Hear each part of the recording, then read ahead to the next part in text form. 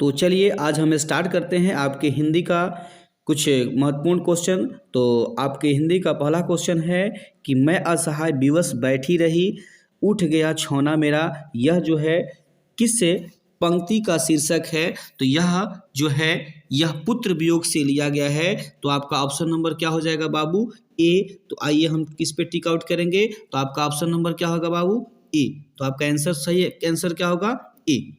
अब आता है क्वेश्चन नंबर 2। कहता है कि जयप्रकाश नारायण जो को समाज सेवा के लिए किस पुरस्कार से सम्मानित किया गया था? तो जयप्रकाश नारायण साहब जो हैं इन्हें समाज सेवा के लिए जो है मैग्सेसे सम्मान से सम्मानित किया गया था। तो आपका सही आंसर क्या होगा बाबू? डी। आपका सही नंबर आंसर क्या हो जाएगा? डी। तो इससे जयप्रकाश नारायण को जो मैग्सेसे सम्मान जो है 1965 ईस्वी में दिया गया। कब दिया गया बाबू? तो 1965 ईस्वी में जयप्रकाश नारायण को जो है मैग्सेसे सम्मान से क्या किया गया? सम्मानित किया गया।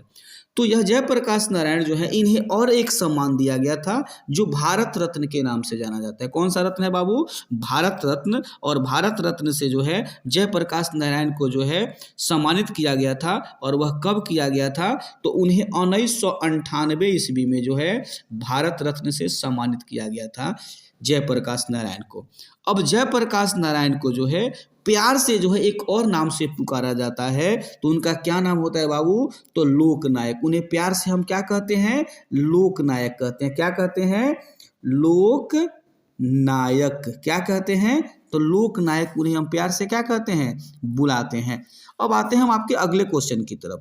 तो आपका अगला क्वेश्चन कहता है क्वेश्चन नंबर 3, जयप्रकाश नारायण का जन्म कहाँ हुआ था?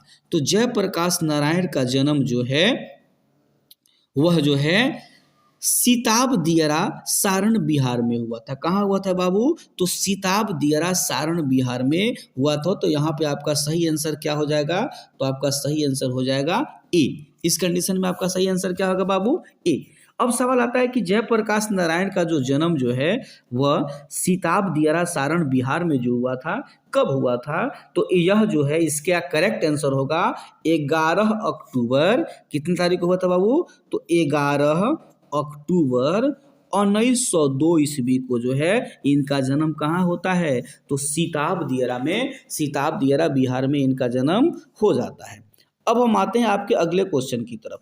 तो आपका अगला क्वेश्चन इनसे संबंधित एक और है कि आखिर इनका जन्म जो है सीताब दियरा सारण बिहार में जयप्रकाश नारायण का जन्म होता है तो किस परिवार में होता है? तो इसका आंसर होगा कि चित्रगुप्त वंशी कायस्थ परिवार में।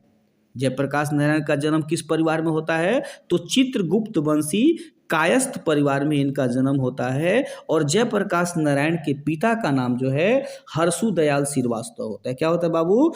हर्षु दयाल श्रीवास्तव जो है इनके पिता का नाम होता है। और उनकी माता का नाम जो होता है वह फूल रानी देवी होता है। क्या होता है बाबू?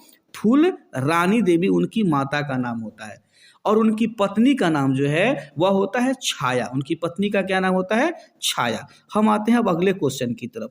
तो आपका अगला क्वेश्चन कहता है 4 कि रामधारी सिंह दिनकर का जन्म कहाँ हुआ था? तो रामधारी सिंह दिनकर का जन्म जो है वह जो है यहाँ पे आपके ऑप्शन में देखिएगा, एक यहाँ पे गलती से आपका ऑप्शन जो आ गया है। तो यहाँ पे ऑप्शन नंबर यहाँ पे सी होगा, लेकिन यहाँ पे इनका जन्म जो है बेगूसराय के सिमरिया जिले में हुआ था। यहाँ पे क्या आंसर होगा बाबू? बेगूसराय के, बेगूसराय के कहाँ पे? तो सिमरिया। कहाँ पे? सिमरिया। कहाँ पे बाबू? सिमरिया। बेगूसराय की किस जगह पे? तो सिमरिया में। सिमरिया जिला। बेगूसराय के कहाँ? तो सिमरिया जिले में किनका जन्म होता है बाबू?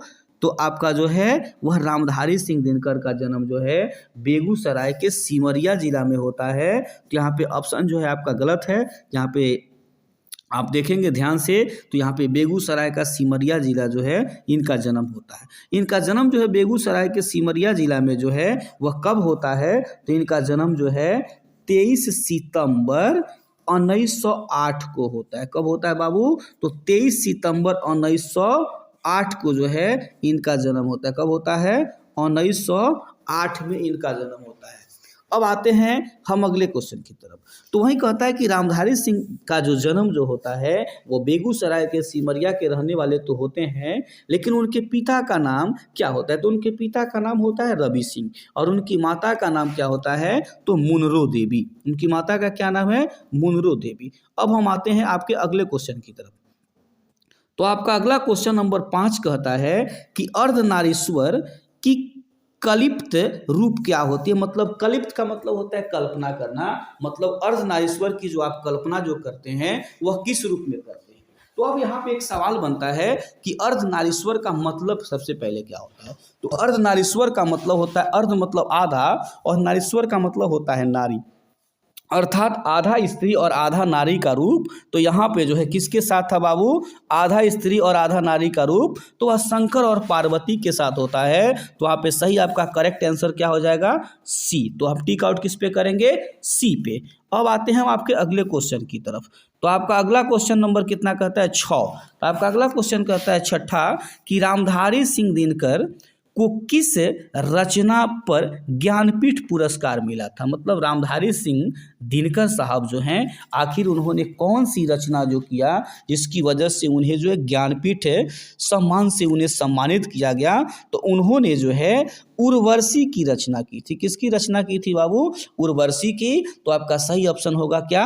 ए। अब उर्वशी की रचना जो है रामधारी सिंह दिनकर साहब करते कब हैं? तो कब किए? तो 1972 ईस्वी में। कब करते हैं बाबू? 1972 ईस्वी में। अब हम आते हैं आपके अगले क्वेश्चन की तरफ। तो आपका अगला क्वेश्चन नंबर 7 देखिए क्या कहता है। तो आपका अगला क्वेश्चन कहता है कि रोज शीर्षक कहानी में मालती के पिता किस व्यवसाय से, मालती के पति किस व्यवसाय से जुड़े होते हैं? मतलब रोज शीर्षक कहानी में जो मालती होती है उसके पति जो हुआ करते हैं आखिर वह पेशे से क्या होते हैं? तो वह पेशे से एक डॉक्टर होते हैं। क्या होते हैं बाबू? तो वह पेशे से क्या होते हैं? तो पेशे से एक डॉक्टर होते हैं। तो आपका सही ऑप्शन क्या हो जाएगा? ए नंबर। क्या हो जाएगा? ए नंबर आपका करेक्ट आंसर हो जाएगा। ए नंबर अगले ऑप्शन की तरफ। तो आपका अगला क्वेश्चन कहता है क्वेश्चन नंबर 8 कि रोज शीर्षक कहानी में महेश्वर कौन सा फल लाते हैं? मतलब रोज शीर्षक कहानी में जो महेश्वर जो हुआ करते हैं वह कौन से फल को लाते हैं? तो वह जो सेब को लाते हैं। तो ऑप्शन नंबर आप यहाँ पे क्या होगा सही आपका? ए नंबर। हम आते हैं अगले क्वेश्चन की तरफ। तो क्वेश्चन नंबर 9 आपका कहता है बाबू, यहाँ देखेंगे ध्यान से। क्वेश्चन नंबर 9 कहता है कि 1926 ईस्वी में भगत सिंह किस दल का गठन किया? मतलब भगत सिंह ने जो है 1926 में वह जो दल जो बनाते हैं आखिर वह कौन सा दल बनाते हैं? तो वह 1926 में है नौजवान भारत सभा बनाते हैं। क्या बनाते हैं? नौजवान भारत सभा। तो आपका सही करेक्ट आंसर क्या हो जाएगा बाबू? तो आपका करेक्ट आंसर हो जाएगा ए नंबर। क्या होगा आंसर? करेक्ट आंसर होगा ए। अब हम आते हैं अगले क्वेश्चन की तरफ। क्वेश्चन नंबर 10 कहता है कि भगत सिंह किसे अपना आदर्श पुरुष मानते थे? अर्थात कौन ऐसा व्यक्ति था जिसे भगत सिंह अपना आदर्श पुरुष मानते थे? तो वह था करतार सिंह सराभा। तो आपका सही ऑप्शन क्या हो जाएगा? ए। अब आते हैं आपके अगले क्वेश्चन की तरफ। क्वेश्चन नंबर 11 कहता है कि धांगड़ जो है वह किस जगह से आए थे? अब सवाल बनता है कि धांगड़ आखिर होता क्या है? तो धांगड़ का मतलब होता है जो हमारे समाज में जो अछूत जाति जो पाए जाते हैं, मतलब उस जमाने में जो घुमंतु भोटिया जो हुआ करते थे उन्हें धांगड़ कहा जाता था। तो वह कहाँ से आते हैं बाबू? तो महाराष्ट्र से। सही ऑप्शन क्या हो जाएगा? डी, यानी कि महाराष्ट्र। अगला क्वेश्चन है क्वेश्चन नंबर 12 कहता है कि बिना फेरे घोड़ा बिगड़ता है और बिना लड़े सिपाही, यह पंक्ति किस पाठ से लिया गया है? मतलब यहाँ जो है बताया जाता है कि घोड़ा को यदि आप नहीं चलाते हैं तो वह भी बिगड़ जाता है और सिपाही यदि लड़ाई छोड़ देता है तो वह भी बिगड़ जाता है। तो यहाँ पे ऑप्शन आपका सही आंसर क्या होगा? क्वेश्चन फिर से एक बार ध्यान से सुनेंगे। कहता है कि बिना फेरे घोड़ा बिगड़ जाए और बिना लड़े सिपाही बिगड़ जाए, यह जो है किस पाठ से लिया गया है? तो यह जो है उसने कहा से लिया गया है। तो आपका सही करेक्ट आंसर क्या होगा बाबू? तो बी। अब आगे चलते हैं आपके अगले क्वेश्चन की तरफ। तो आपका अगला क्वेश्चन कहता है क्वेश्चन नंबर 13। तो इस क्वेश्चन को देखेंगे ध्यान से। क्वेश्चन नंबर 13 में आपका क्या कहता है? तो क्वेश्चन नंबर 13 कहता है बाबू कि सुभद्रा कुमारी चौहान की कविता का क्या नाम है, मतलब सुभद्रा कुमारी चौहान जो है आखिर उसने जो है किस कविता को मतलब लिखा था। तो हम बात करते हैं सुभद्रा कुमारी चौहान की कविता की। तो वहां पे कहता है कि सुभद्रा कुमारी चौहान ने किस कविता को लिखा था। तो उसने लिखा था पुत्र वियोग को। तो इसका करेक्ट आंसर क्या हो जाएगा बाबू, बी नंबर। क्या आंसर होगा, बी। अब हम चलते हैं आपके अगले क्वेश्चन की तरफ। तो यहाँ देखते हैं आपका अगला क्वेश्चन है क्वेश्चन नंबर 14। तो क्वेश्चन नंबर 14 आपका कहता है बाबू कि रामचरितमानस के रचयिता कौन है। तो रामचरितमानस के रचयिता जो हैं वह आपके जो हैं तुलसीदास है। तो आपका सही करेक्ट आंसर क्या हो जाएगा, सी। अब आते हैं अगले क्वेश्चन की तरफ। उसने कहा था कि रचनाकार कौन है। तो उसने कहा था इसे पाठ के रचनाकार जो हैं वह चंद्रधर शर्मा गुलेरी हैं। तो आपका सही ऑप्शन क्या हो जाएगा बाबू, तो आपका सही ऑप्शन हो जाएगा बी। अब आते हैं आपके अगले क्वेश्चन की तरफ। तो अब देखते हैं आपका अगला क्वेश्चन क्या कहता है। तो आपका अगला क्वेश्चन कहता है कि माँ को अपना मन समझाना बड़ा ही कठिन हो जाता है, क्यों। तो जब माँ से जब उसका बेटा जब बिछड़ जाता है तो इसके कारण उसको अपना मन समझाना कठिन हो जाता है। तो यहाँ पे आपका सही करेक्ट आंसर क्या होगा बाबू, तो सी। अब आते हैं आपके क्वेश्चन नंबर अगला 17 की तरफ। कहता है कि ओम प्रकाश वाल्मीकि की रचना कौन है। तो ओम प्रकाश वाल्मीकि जो है उनकी रचना का नाम है जूठन। तो यहाँ पे सही आपका आंसर क्या हो जाएगा, सी। अब आते हैं क्वेश्चन नंबर 18 की तरफ।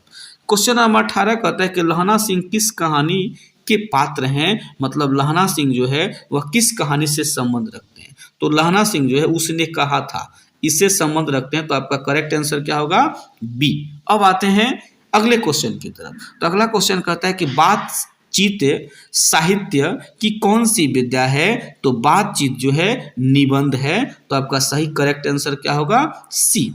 अब अगला लास्ट क्वेश्चन कहता है कि मोहन राकेश की एकांकी का शीर्षक क्या है। मतलब मोहन राकेश का जो है द्वारा जो लिखी गई जो शीर्षक जो है, मतलब मोहन राकेश ने किस पाठ को लिखा। तो सिपाही की माँ को लिखा। इसका करेक्ट आंसर क्या होगा, बी, अर्थात सिपाही की माँ।